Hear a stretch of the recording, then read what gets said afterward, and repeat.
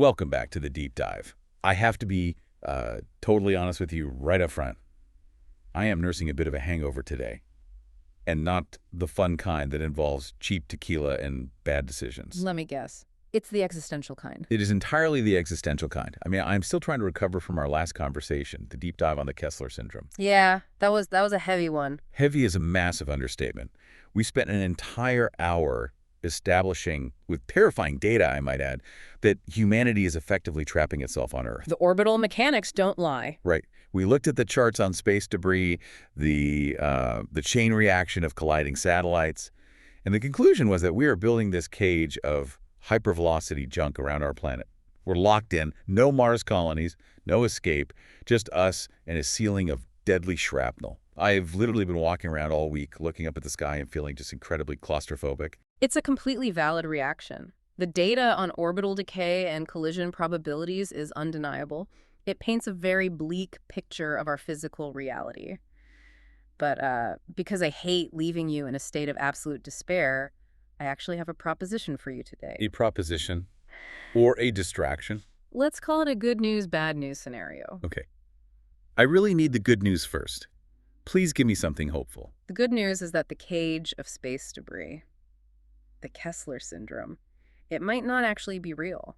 What do you mean not real? We just spent an hour proving it is. The satellites, the shrapnel, the atmosphere, the Earth itself, none of it might be physically real in the way you think it is. That sounds highly suspicious. You Feels get- like you're trying to solve a plumbing problem by telling me my house is a hologram. What is the bad news? The bad news is that the reason it's not real is because we are almost certainly living in a programmed construct, a simulation. Oh, no. No. You are pivoting from hard data and orbital mechanics to the Matrix. I thought we were done with the sci-fi tropes. That's the thing. This isn't about sci-fi tropes. And it's definitely not about Keanu Reeves dodging bullets in slow motion.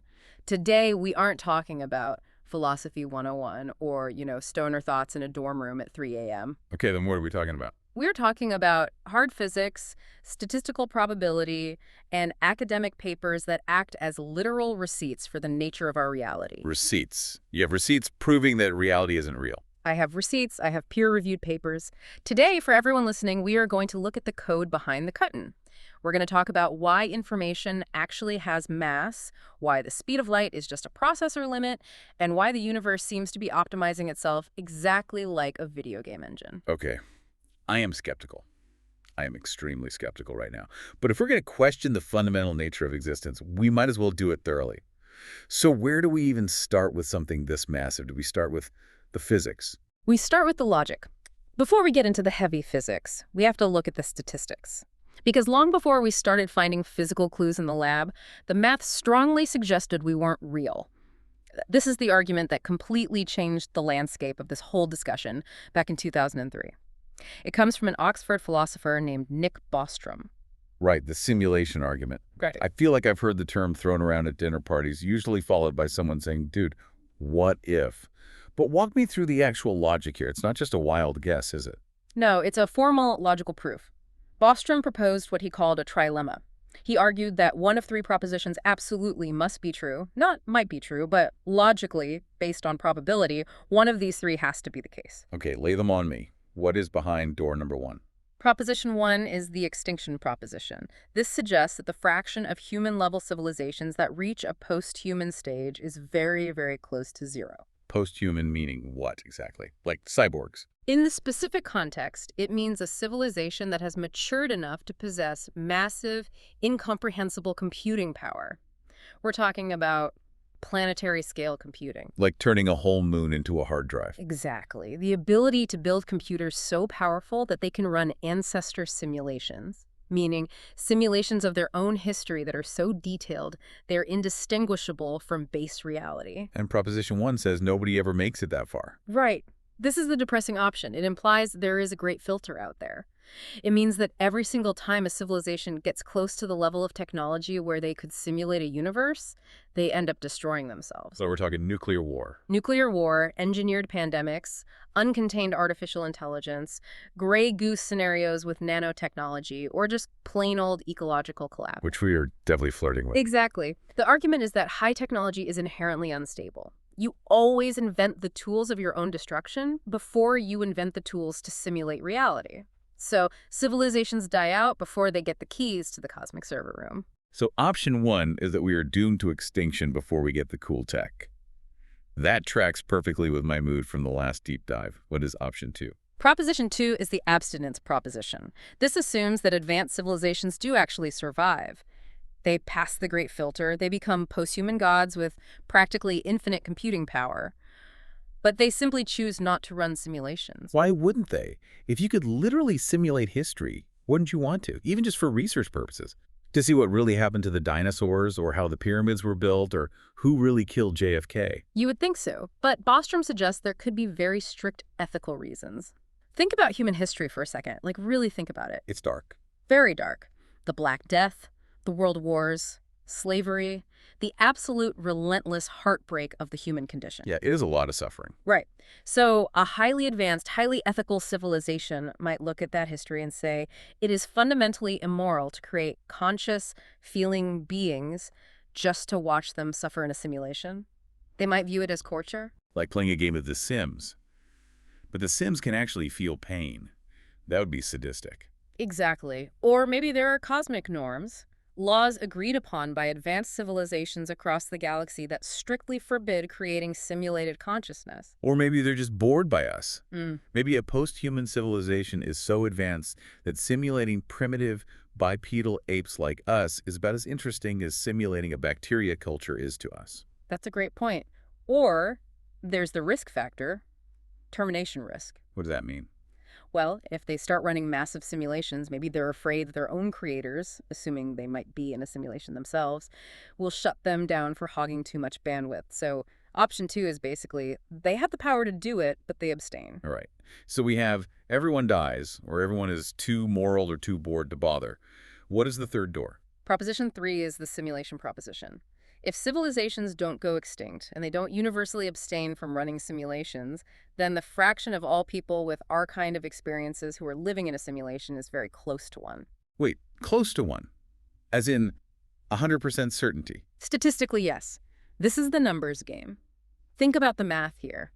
If even one single civilization reaches that post-human stage and decides to run simulations, they wouldn't just run one. Right, because they have computers that run on the energy of entire stars. Exactly. They would run millions, maybe billions of simulations. They'd run them to test historical scenarios, to model complex sociology, or honestly, just for entertainment. So for every one real biological version of human history, there are billions of simulated versions running on a server somewhere. Precisely. It becomes a ratio of minds. If there is one base reality with, let's say, 10 billion biological human minds and a billion simulations, each containing 10 billion simulated minds, the math becomes completely staggering. That is, wait, that's 10 to the 19th power of simulated minds versus 10 to the 10th power of real minds? Exactly. The odds are billions to 1. If you are a conscious entity with memories of living in the 21st century, statistically speaking, it is overwhelmingly likely that you are one of the simulated minds, not the original biological one. That is incredibly humbling. It's a statistical trap. Think of it like a lottery. If you are holding a ticket and there are a billion lottery tickets that say simulated on them and only one single ticket that says biological, and you can't tell the difference just by looking at the ticket you're holding, which one do you logically assume you have? I have to assume I hold the simulated ticket. It's just basic probability.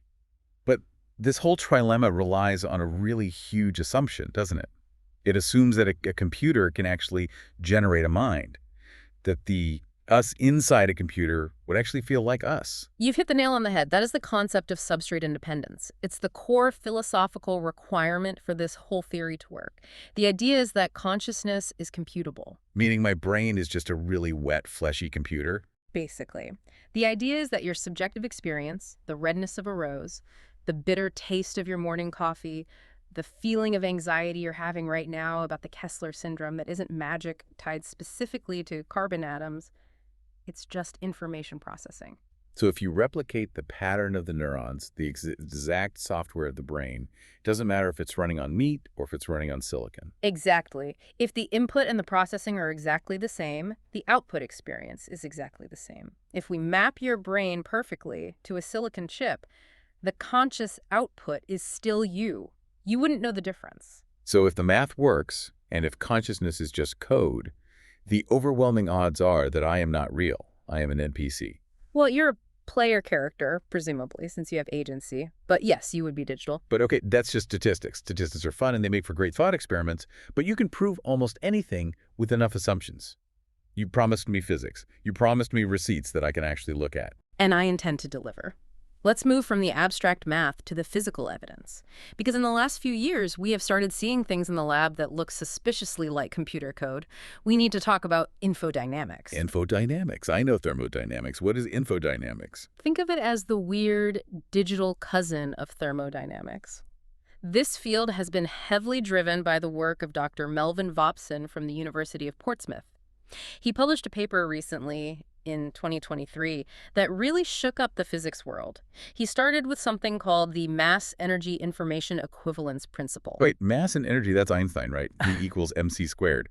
But you're saying he added information to that equation. That is exactly what he did. Usually we think of information as completely abstract, a thought, a memory, a JPEG file on your phone. It feels weightless, it feels non-physical. But Vopson argues that information is a tangible physical entity.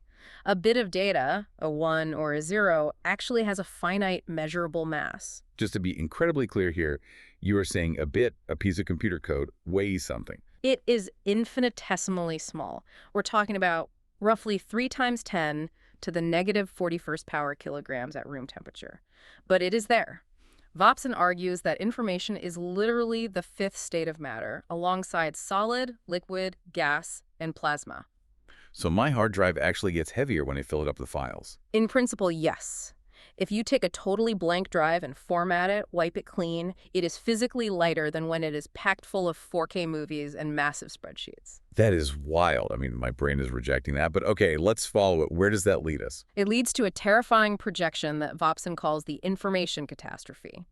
If our digital content keeps growing at current rates, and right now data generation is growing at about 20% a year within about 350 years, the number of digital bits we produce will exceed the number of physical atoms on Earth. This is like a massive logistical problem. It's a huge problem, but observing this led Vopson to formulate the second law of infodynamics. Now, you said you know thermodynamics. Do you remember the second law of thermodynamics? That's entropy, right? The idea that disorder always increases over time. Things naturally break down. My coffee gets cold, my desk gets messy, you can't unscramble an egg. The universe is just slowly winding down into chaos. That is a perfect summary. In the physical analog world, entropy, which is disorder, tends to increase. But Vopson looked at informational systems, like genetics or atomic physics, and found something totally bizarre. In informational systems, entropy tends to decrease or at least remain constant. Wait, the system naturally tries to get simpler, more ordered. That goes completely against the fundamental laws of physics. It goes against the laws of thermodynamics, but it perfectly fits the laws of infodynamics. The system actively compresses its own data. Okay, I think I need an analogy here. Actually, wait, it's like a zip file on a computer, isn't it? Yes, run with that. How does a zip file work? Well, if I have a massive folder of, say, text documents, I zip it. The computer scans through the text, looks for repeating patterns, removes the redundancies, and makes the overall file size smaller to save memory space on the drive. Exactly. Vopson found evidence that the universe itself is doing exactly that. It is zipping its own files. The universe is zipping itself. How? Yeah. Where do we even see that happening? Look at biology. For the longest time, we thought genetic mutations were purely random. Evolution is just throwing genetic spaghetti at the wall to see what sticks, right? Right. Survival of the fittest. Random mutation happens, and natural selection picks the winners. But Vopson analyzed the RNA of viruses. Specifically, he looked at SARS-CoV-2. He found that the mutations aren't just random noise at all. They follow a very specific path that minimizes informational entropy. The virus is actively optimizing its own genetic code. It's doing data compression on itself. That feels engineered. That doesn't feel natural. It gets weirder. Look at atomic physics. Electrons arrange themselves around a nucleus following very specific rules, like Hund's rules. They fill the orbitals in a way that minimizes energy, sure, but Vopson argues this is actually a minimization of informational overhead. The universe arranges atoms in the most data-efficient way possible. So you're saying nature isn't just randomly happening. It is actively executing an optimization algorithm. That is the direct implication. Right. If the universe was purely analog and physical, just dumb rocks and gas floating in a void, why would it care about data compression? Why would a rock care about its file size? It wouldn't. A rock doesn't care if it's efficient. It just is. Exactly. But if the universe is a simulation running on a computer that has finite memory and finite processing power, then data compression is absolutely essential. You have to delete redundant data to keep the system running smoothly. You have to optimize the code constantly, or the simulation lags and eventually crashes. Okay, that is a deeply compelling receipt. The universe literally behaves like it has a disk cleanup utility running in the background. Right. But let's talk about how this actually looks to us. Because if we are inside a simulation, how is it being rendered? Because when I look around my room right now, it looks incredibly seamless. I don't see any loading screens. I don't see pop-in graphics. This is where we get to the really fun part. The rendering engine of the universe. I know you play video games, right? I dabble. I definitely know my way around a controller. Then you probably know about a rendering technique called frustum culling. Oh, yeah. Frustum culling. It's a massive optimization trick. If I'm playing a heavy first-person shooter, like Call of Duty or Cyberpunk, the game engine doesn't actually render the entire open world all at once. It only renders what is actively on my screen, inside my character's field of view. Exactly. What happens to the room behind your character? It doesn't exist. Not visually. The engine deletes it from the graphics processor to save power. It only loads the geometry and the high-res textures when I actually pan the camera around to look at it. Because it's smart. Why render the complex polygons and lighting of a tree that no human player is actually looking at? It would melt your graphics card for no reason. Right. It's a waste of resources. Now, keep that exact mechanic in your head. It only exists when you look at it. Now let's look at quantum mechanics. Specifically, the most famous experiment in physics, the double-slit experiment. The classic physics mind-bender. I have tried to wrap my head around this a dozen times, and it always just gives me a migraine. Let's simplify it. Let's use a macroscopic analogy first. Hmm? Imagine you have a paintball gun. You're firing paintballs at a wall that has 2 vertical slits cut into it. And behind that wall is a blank back screen. Okay. I fire the gun, the paintballs go through the 2 slits and hit the back screen. Right. And what pattern do you expect to see on the back screen? I'd get to see 2 vertical lines of paint. One line behind the left slit, one line behind the right slit. Pretty intuitive. Very intuitive. Now, shrink those paintballs down until they are single electrons or single photons of light. When scientists fire particles through the slits one at a time, they do not get 2 lines on the back screen. They get an interference pattern. They get a whole series of stripes. Which means the electron isn't acting like a solid paintball anymore. It's acting like a wave, like ripples of water going through both slits, spreading out and crashing into each other. Exactly. The particle goes through both slits simultaneously, interferes with itself, and hits the back screen as a wave of probability. As long as it's traveling, it exists in a state of superposition. It is everywhere and nowhere at the same time. Until you look at it. Correct. This is known as the measurement problem. The exact moment a scientist places a detector at the slits just to see which one the electron actually goes through, the moment they observe it, the wave function collapses. It just stops being a wave. Instantly, it suddenly becomes a solid particle again. It picks one slit. The interference pattern on the back screen completely disappears, and you just get the 2 solid lines exactly like the paintballs. So unobserved, reality is just a blurry ways of mathematical possibilities. But the second it's observed, it snaps into a solid, definitive object. Now, compare that behavior to your video game. When you aren't looking at the tree behind you, it's just code. It's just a probability of a tree sitting in the RAM. But when you turn your camera to look at it, the game engine instantly renders it into a solid physical object on your screen. Whoa, okay, that hits hard. That is exactly the same mechanic. This concept is called the perception singularity hypothesis. The argument is that physical reality is on demand.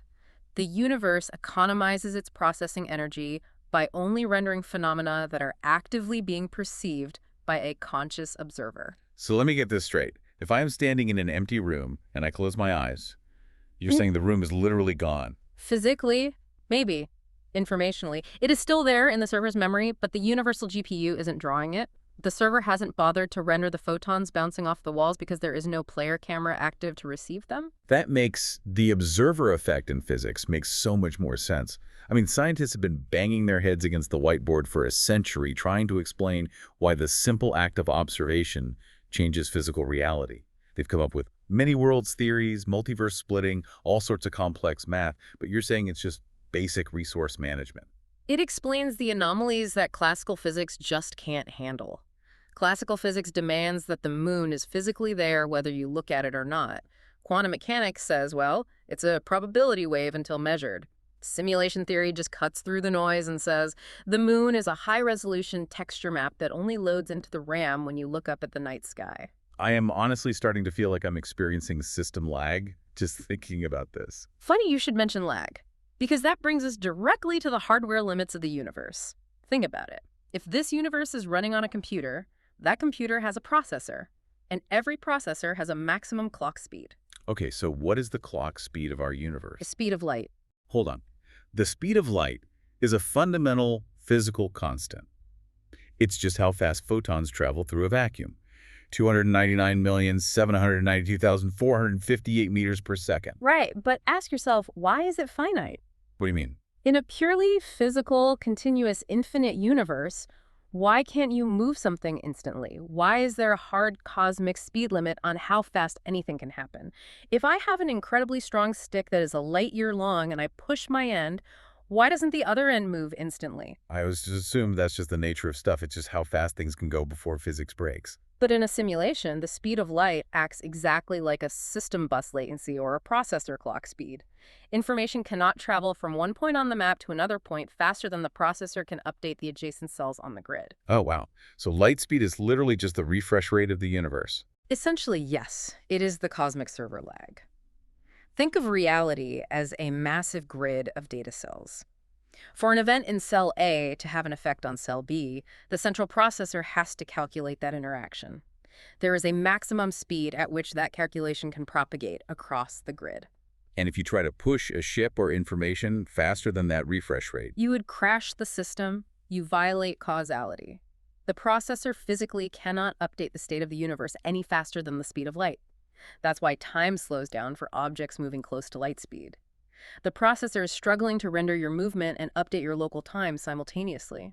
that is wild. It actually makes the vast distances of outer space feel completely terrifying. It's not just physical distance anymore. It's a massive loading screen. It keeps us contained in our little solar system so we don't overload the rest of the map, And speaking of maps and grids, we need to talk about screen resolution. like 4K or 8K. Exactly. If you look really closely at a TV screen or a phone, even a pristine retina display, eventually you will see the individual pixels. It stops being a smooth picture and breaks down into tiny squares. If you look really, really closely at the fabric of our universe, do you see pixels? I would assume atoms are the pixels, right? Atoms are massive, bulky objects compared to what I'm talking about. We are talking about the Planck length. The Planck length. Yes, this is mathematically the smallest possible unit of space in our universe.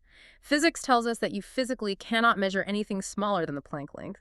It's about 10 to the negative 35th meters. Why can't we measure smaller than that? Because the laws of physics completely break down. Space ceases to make sense. It is the fundamental pixel size of reality. This tells us that space isn't perfectly smooth and continuous like we think it is. It's quantized. Meaning it's choppy. It's a voxel grid, like Minecraft. Exactly like a 3D voxel grid in Minecraft. And here's the craziest part. We actually have a way to test if we live on a grid. Wait, really? How do you test for the pixels of the universe? There was a brilliant paper published by Bean, Devuti, and Savage in 2012. They proposed looking at high-energy cosmic rays coming from deep space. How do cosmic rays tell us if space is pixelated? Imagine a perfectly smooth, continuous sphere. If you shoot energy rays at it, they should scatter completely uniformly in all directions. But now, imagine a sphere made out of cube-shaped Lego bricks. The underlying geometry is totally different. Right, because the Legos have sharp edges. They have a specific alignment. Exactly. A grid breaks what physicists call rotational symmetry. If the universe is built on a lattice grid, high-energy cosmic rays traveling across vast distances shouldn't hit us uniformly. They should show something called anisotropy. Anisotropy meaning they arrive in a specific pattern. Yes, they would arrive in a pattern that directly reflects the underlying cube shape of the spatial grid. They would tend to travel along the main axis of the lattice rather than randomly. We are essentially pointing our telescopes up and looking for the jaggies, the aliasing edges on the graphics of the night sky. That is absolutely mind-blowing. We are literally searching for the edges of the voxels in the sky. And if we ever find that specific pattern, it definitively proves that space itself is discrete, computed and grid-based. It would be the ultimate smoking gun for simulation theory. Okay, let me catch my breath. So we have the statistical probability from Bostrom's Trilemma. We have the active data compression from Vopson's infodynamics. We have the rendering engine mechanics hiding inside the double-slit experiment. We have the server lag of the speed of light and the pixelated grid of the Planck length. That's a lot of evidence. It is a lot. But usually when you're dealing with complex computer code, you have something else. You have bugs, you have glitches, and more importantly, you have error correction protocols running to fix those glitches. This is where the theory gets even stronger. Well, this is actually where I want to push back a little bit. We are seeing mathematical patterns, sure. Nature definitely likes efficiency. A soap bubble is a perfect sphere because it's the most mathematically efficient shape for the air pressure. But that doesn't mean the bubble is written in C++ air. It just means analog physics follows the path of least resistance. Just because something can be described with math doesn't automatically mean it's software. That is a very fair critique. Optimization can absolutely happen naturally in analog systems. But what if the pattern we find isn't just a natural shape like a sphere? What if the pattern is a highly specific sequence of numbers designed for a very human, very digital purpose? Talking about the browser code you teased at the beginning of the deep dive. Enter Dr. James Gates Jr. I know that name. He's a legendary theoretical physicist. He specializes in string theory and supersymmetry. He's not a fringe internet guy. He is a deeply respected, serious academic. Yeah, I've seen him in a bunch of science documentaries. He's the real deal. He is. So Dr. Gates was studying things called adinkras. These are essentially geometric, graphical representations of the extremely complex mathematical equations that describe quarks and leptons, the fundamental building blocks of our reality. He was digging deep into the math, trying to understand the core structure of these equations. And what exactly did he find in the math? He found computer code. And not just vague code-like patterns. He found what are called doubly even self-dual linear binary error-correcting block codes. Okay, that is an aggressive mouthful of jargon. Translate that into English for me. Specifically, the equations contained Hamming codes. These are the exact, literal same codes that we use right now in computer science. We use them in web browsers, in telecommunications, in satellite data transmission. Okay, pretend I am 5 years old for a second. What does a Hamming code actually do? Imagine you are sending a digital message over a long copper wire. You send the word hello, but there's static on the line. Thermal noise. Because of that noise, a single 0 in the binary code might accidentally flip and become a 1. If that happens, the message gets corrupted on the other end. It becomes HX low. So the receiver gets garbage data. We need a way to check it and fix it. Exactly. That's where we invented Hamming codes. Think of it like a tiny Sudoku puzzle embedded directly into the data stream. The receiving computer looks at the row of ones and zeros, checks the puzzle, and says, wait a minute, the math here doesn't add up based on the parity bits. This one is supposed to be a 0, and it fixes it automatically before you even see it. It's basically a spell check for raw data. Perfect analogy. And that exact spell check algorithm is what Dr. Gates found embedded directly into the foundational equations of string theory, not something that vaguely resembles error correction. It mathematically is error correction. Wait, just so I'm completely tracking this. You are telling me that deep inside the math that physically describes how an electron functions, there is literal computer code designed to fix digital data corruption. That is exactly what Gates found. And he was just as shocked as you are. He gave an interview where he said, I'm left with the puzzle of whether I'm a physicist or a computer scientist. That feels like a smoking gun. Why in the world would an analog physical universe need error correction checksums unless it was actively processing fragile data that could get corrupted? Precisely. If reality is just dumb physical stuff, it doesn't need checksums. A rock sitting on the ground doesn't need to constantly verify if it's still a rock. But if reality is a data stream, noise happens. A cosmic ray hits a memory block in the base reality server, a bit flips. You absolutely need an error-correcting code embedded into the fabric of the simulated universe to say, hey, that electron is supposed to have spin up, not spin down. Fix it before the physics engine crashes. So we literally have checksums woven into our physics to stop the universe from blue screening. It maintains the stability of the simulation over billions of years. And this idea of active data management actually extends to one of the biggest, most frustrating mysteries in all of physics, quantum entanglement. Oh, spooky action at a distance. Einstein absolutely hated it. He hated it with a passion because it completely violates local realism. If you take two entangled particles and you separate them by 1 billion light years, and you change the spin state of one particle, the other one changes its state instantly, faster than light, instantaneously. Which shouldn't be possible because we just established that the speed of light is the absolute processing limit of the universe. Exactly. In a purely physical universe where distance is real, entanglement makes zero sense. How does the information physically travel from particle A to particle B instantly? It breaks the rules. But if we are in a simulation, the solution is trivial. How so? How does code fix entanglement? Think about object-oriented programming. Or even simpler, think about an Excel spreadsheet. Imagine I have two cells in a massive spreadsheet. Cell A1 is at the top left, and cell Z9000 is way down at the bottom right. Visually, they are very far apart on your screen. But imagine both of those cells are programmed to reference the exact same underlying variable in a database. Okay, don't worry. If I go into the database and change that core variable, both cell A1 and cell Z9000 update their numbers instantly. The information didn't physically travel across the screen from A to Z. There was no travel time at all. They are just two visual projections of the exact same data address. They're database pointers. Exactly. Rizwan Virk, a computer scientist who writes a lot about simulation theory, calls them exactly that. Entanglement isn't some magical rule-breaking physics. It's just highly efficient coding. The rendering engine doesn't create two separate variables that have to talk to each other across space.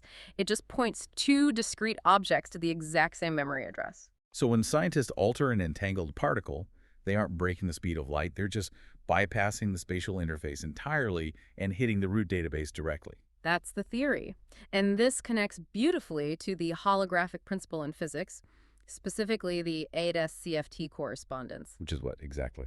The overarching idea is that the 3D universe we experience, gravity, space, time, all of it, is actually just a holographic projection generated by a 2D surface of quantum information. Kind of like the security hologram on a credit card. In a basic sense, yes, but infinitely more complex. Researchers developed something called the Happy Code, named after the scientists Harlow, Preskill, Pestowski, and Yoshida. This code demonstrates that space-time itself actually acts as a massive quantum error-correcting code. Space isn't a fundamental real thing. Space is just a geometric construct built entirely out of quantum entanglement, designed specifically to protect the underlying information. Space exists just to protect the data. That is the priority. The information is the only thing that's actually real? The physical 3D world we interact with is just the user interface? Okay, I need to take a deep breath. My brain physically feels like it's being compressed by Vopson's algorithm right now. We have built a truly massive case here. We have the statistics, the information physics, the rendering glitches, the error codes. But as always on this deep dive, we have to be responsible. We have to look at the other side of the argument. Is there a logical way out of this rabbit hole? What do the skeptics actually say? The skeptics have incredibly strong, grounded arguments, and we definitely need to hear them out. We cannot just cherry-pick the weird quantum data that makes us feel like we're in the Matrix. The absolute biggest critique from physicists and philosophers is the infinite regress problem. This is the turtles all the way down issue. Exactly. If we are currently living in a simulation, then logic dictates that our creator, the civilization running our server, is likely living inside a simulation themselves. And their creator is in a simulation. It creates an infinite chain of computers running inside of other computers. Why is that a problem, though? Computers emulate other computers all the time. It's a problem of finite resources. Every single time you nest a simulation inside another one, you lose processing power. Think about it. If I simulate a virtual Windows computer on my physical laptop, that simulated computer is mathematically slower and has less memory than my real laptop. It physically has to be. Right, because my physical laptop has to run its own base operating system, plus the overhead of running the simulation software. Exactly. So if you have a chain of, say, 50 nested simulations, by the time you get to the universe at the very bottom, you have almost zero processing power left. You hit a hard mathematical wall called the resource exhaustion paradox. An infinite chain of high-fidelity simulations is physically and mathematically impossible. So the chain has to stop somewhere. There has to be an original physical base reality at the very top. Yes, and skeptics argue. Why should we assume we are at the bottom or middle of the stack? Because running a universe-level simulation is so computationally expensive, it's statistically much more likely that we are just living in that original base reality, rather than existing as a fragile, low-power simulation at the absolute bottom of a Russian nesting doll of servers. Plus, there's the risk we mentioned earlier in the trilemma. If we invent the tech and start simulating our own universes, we suddenly start using up massive amounts of our creator's RAM. And they might notice the power spike and just pull the plug on us. Termination risk. It's a very precarious position to put yourself in. But beyond the logistics, the most damning critique of simulation theory comes from theoretical physicists like Sabine Hossenfelder. She argues that simulation theory isn't even real science. Why not? It uses quantum math and real physics. We just spent 50 minutes talking about peer-reviewed math and physics. But is it falsifiable? That is the absolute gold standard of the scientific method, Karl Popper's rule. For a theory to be scientific, there has to be a theoretical way to prove it wrong. But can't we prove it wrong by, I don't know, by not finding any glitches, by not finding the anisotropy in the cosmic rays that you mentioned? That is the exact trap Hossenfelder points out. If we find a weird glitch in quantum mechanics, the simulation proponents immediately say, aha, proof of a simulation. But if we don't find a glitch, they just say, well, the simulator's just really, really good. The base reality computer is powerful enough to fake it perfectly so we don't see the seams. Ah, I see. It's a completely unfalsifiable loop. It's a heads I win, tails you lose argument. Exactly. It is a massive epistemic trap. Hossenfelder calls it the God of the gaps. For centuries, when we didn't understand something in nature, we said God did it. Now we've just replaced an omnipotent God with an omnipotent programmer. Why is the speed of light perfectly constant? The programmer made it that way. Why does quantum entanglement exist? Database pointers from the programmer.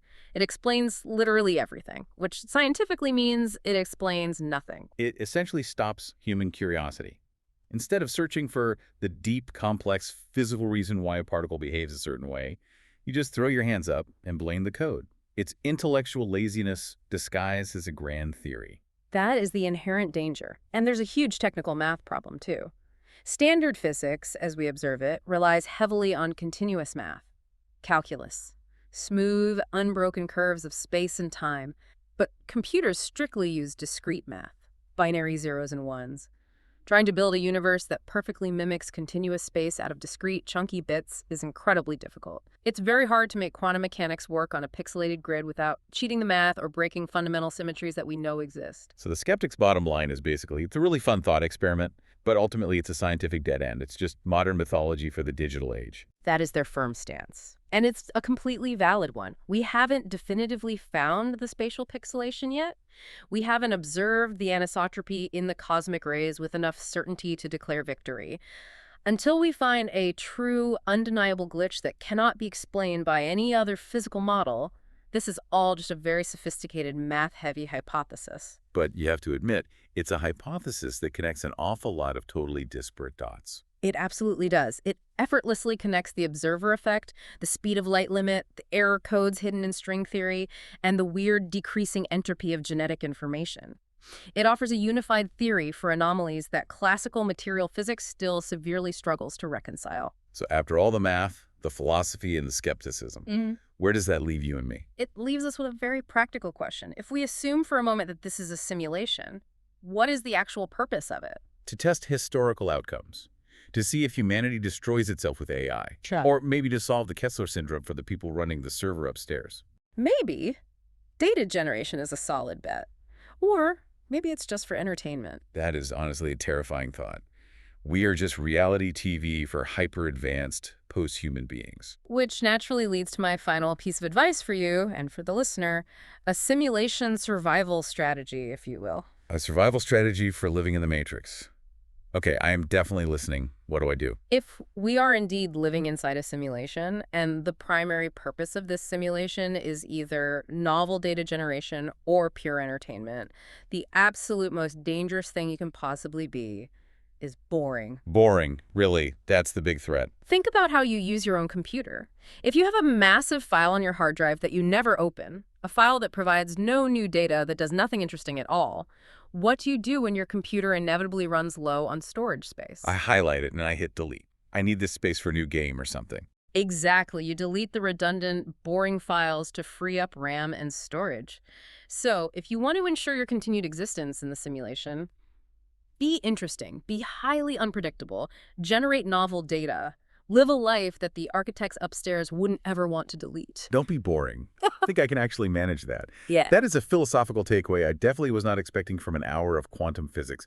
It's sort of like carpe diem, but with a lingering threat of digital deletion attached to it. I like to call it pragmatic existentialism. Well, my brain is officially completely rewired. We have gone from terrifying space junk to existential server junk. We have questioned our own physical mass, the reality of our consciousness, and whether the moon is just a JPEG. And the best part is, we aren't even done yet. No. What could possibly be coming next? Well, we've spent this entire deep dive talking about the concept of living inside a massive computer, about the universe itself being a machine. But next session, we are going to completely flip the script. If you think living inside a computer is a wild concept, wait until you hear the hard data about putting the computer directly inside of you. Oh boy. Are we talking about what I think we're talking about? We are diving into brain-computer interfaces, Neuralink, Synchron.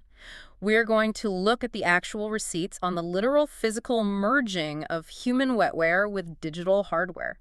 We're going to talk about uploading thoughts, decoding dreams, and controlling external devices with nothing but your mind. Moving from the simulation straight into the cyborgs? I honestly cannot wait. It is going to be quite a trip. Thank you to everyone for listening to this deep dive. Stay interesting, stay extremely curious, and we will catch you in the next conversation. See you then.